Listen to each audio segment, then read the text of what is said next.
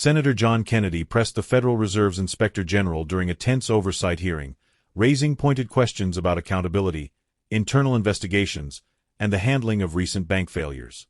Kennedy opened by noting that the Inspector General has been in the role since 2011.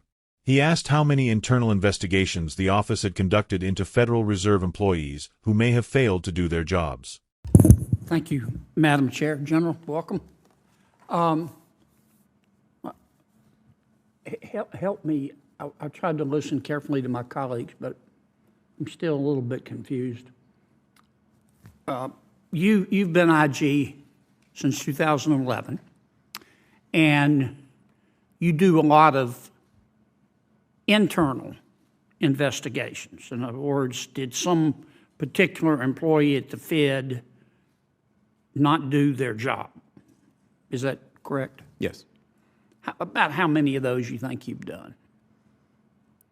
Well, in terms of investigations of potential misconduct or wrongdoing, we have typically had a running average of about 60 or 70 of those. Obviously, the pandemic... Is that total? 60 or 70 a year? No, at any point in time. Okay. Many of them are closed. New ones come in through our hotline, which we open up, but that's typically a rough gauge for how many investigations we have pending. Since you've been there in 2011, again, I'm talking internal investigations, would 500 sound right? I'd have to look into it. I don't want to give you a number. No, I'm not going to hold you to it. Wasn't many. Is it more? You think it's more than 500? I would like to look into it and get you an exact number. Okay.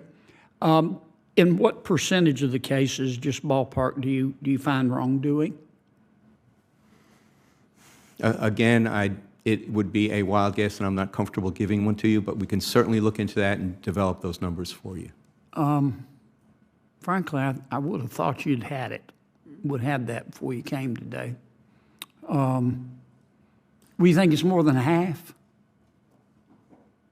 No, I would not think so. More than a quarter?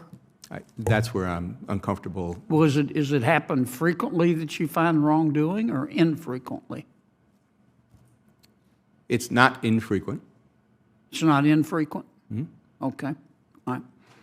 And when you find wrongdoing, are the people who committed the wrongdoing, according to your report, fired? Sometimes. Okay. What percentage are fired? Again, sir, I would like to get you a specific number if that's what you'd like. Yeah, I think if you could get us that number, and perhaps we could do this again.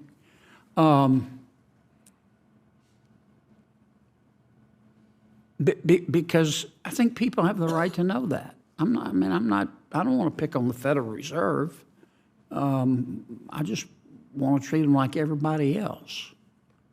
And my sense is, and I think your numbers can prove or disprove this, but my sense is that it is easier to divorce your spouse than get fired at the Federal Reserve. And if that's the case, we're entitled to know that. It's a lot of money over there. And that's not a criticism of anybody. And tell me again about your salary. It's the average of what? It's the average of both the salary and the bonus that is attributed to the other individuals who are similarly situated in terms of the organizational structure, which for me is the division director level. So there are 12 other individuals, and it's the average of their salary plus bonus. Okay. So there are about 13 of you, and your salary is set on the average of the 13. That is the case for all DFEIGs. That's in the IG Act as the formula to be used. I'm just asking. Are the others set that way too? The other the 12 other ones whose salaries are used to get your salary? I'm not aware of how those are set, are established. Okay. And do you get a bonus? No, I do not. Okay. Do the others get a bonus? Yes, that's part of that average that I mentioned. Okay. Do all 12 of the others get a bonus? I don't know the answer to that. Do they get a bonus when they say inflation is transitory and it's not? Do they still get their bonus? I don't have the answer to that. Okay. How do we get that information? Requested from the Federal Reserve folks. How about we call the IG? Can you get it for us? IG should not be in the position of getting information to turn over if we're not otherwise engaged in an audit or evaluation or investigation. I know you're in the, if I could have 30 more seconds. I know you're in the process of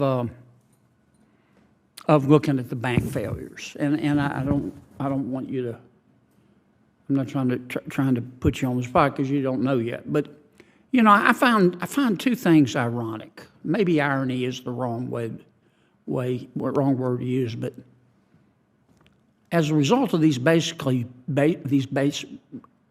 well, strike that. It seems that ever since the Great Recession, we've been very concerned, as we should be, about banks that are too big to fail. Big is dangerous. I'm not against big. I'm against dumb. So, but if you have an institution that is really, really big and it does something dumb, it hurts a lot of people. Nobody ever goes to jail, but that's a separate story. But it looks to me like, as a result of these recent failures, that our big banks are getting bigger. Mm-hmm. And I find that ironic. Again, maybe the wrong word. I don't know if you're going to look at that in your studies. Well, Senator, that strikes me as being a straight-ahead policy issue. Mm-hmm. The Federal Reserve Board decides what rules of engagement for the supervision of banks at different sizes, tailoring, all of those are supervisory, policy-based decisions, and the IGs are prohibited from getting involved in overseeing policy. Senator Warren and I may disagree with this, but we disagree a lot, but we still like each other. But see, if I ask Mr. Barr that question, I think the answer I'm going to get is, look, the problem with the bank failures is the management did dumb things, and they were incompetent. And yeah, some of my regulators were not as proactive as they should have been, but it's Trump's fault. Trump ain't my homework. And I don't think that's a candid assessment of the situation. The other thing that I find curious, and I'm going to ask Mr. Barr about this. Traditionally, when banks get in trouble, you don't go out and shout it. You know, we're in trouble. They call their regulators, say, we got a problem here. Or the regulators spot it and they go in. And to prevent a bank run or panic, they handle it quietly. And the regulators will call around with other banks that are healthier and say, can we affect a marriage here? And that doesn't seem to be what's happening. And as a result, the healthy banks that would normally come in and help for a price, a fair price, and help the failed bank, the healthy banks, they're pretty smart. They're waiting. They're going, no, we don't want to come in too early. Mm-hmm. Let's let them go under. And then we'll come in and we'll get a great deal, and the taxpayers will have to guarantee all our potential losses. Can you look into that? Because if I ask Mr. Barr, God bless him, he's just going to say, it's the fault of the bank presidents and Trump ate my homework. So I'm looking for somebody who can help us answer those. To the extent that you're asking, Senator, about the process of once a bank fails, what does the Fed, what does the FDIC do in terms of trying to get another bank to come in and take over or buy its operations?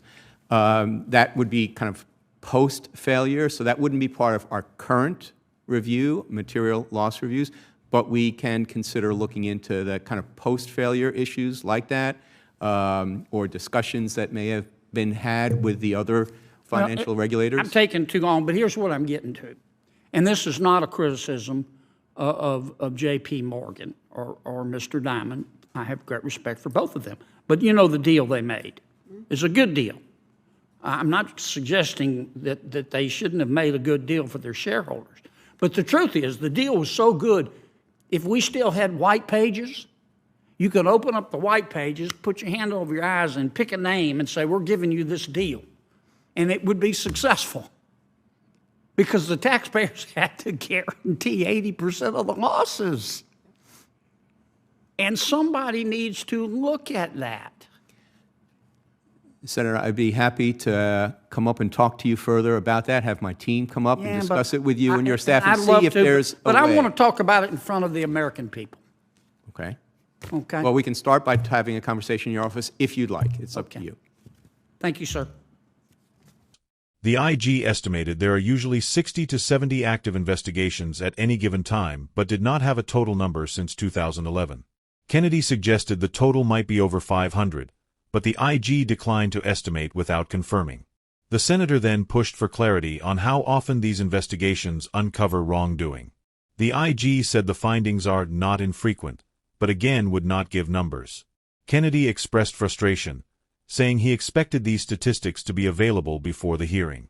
Kennedy then turned to accountability, asking how often employees found responsible for wrongdoing are actually fired. The IG said some are, but could not give percentages and agreed to return with exact figures. Kennedy argued that taxpayers deserve to know, adding sharply that it may be easier to divorce your spouse than to get fired at the Federal Reserve. Moving to compensation, Kennedy asked how the IG's salary is set. The IG explained that it's based on the average salary and bonus of 12 similarly ranked division directors. Kennedy pressed for details on who receives bonuses, whether all 12 get them, and whether mistakes, like declaring inflation transitory, have consequences. The IG said he could not answer those questions. Kennedy then shifted to ongoing reviews of recent bank failures. He questioned whether regulators have allowed major banks to grow larger as smaller institutions collapse, a trend he called ironic.